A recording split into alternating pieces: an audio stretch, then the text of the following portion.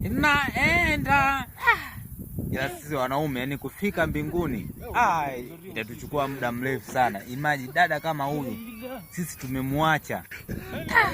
Yaani huyu kijana anapenda kujiamulia sana mambo mwenyewe. Wewe unamwachia dada kama huyu?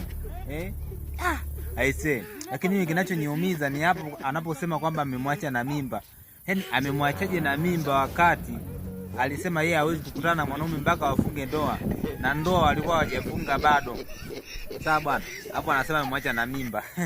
Hapo mimi nakataa. Yaani kumwacha na mimba hapo, na alisema yeye hawezi kukutana na mwanaume mpaka wafunge ndoa. Sasa jamaa aliwezaje kutembea naye? Alafu ogopa sana wanaume ambao wanavaga tumikoba tu kuvaa humu kama huyu jamaa. Ogopa sana utu tubegi.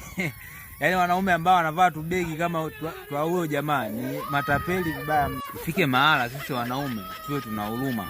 Umeona? Dada kama huyu sio kumwacha.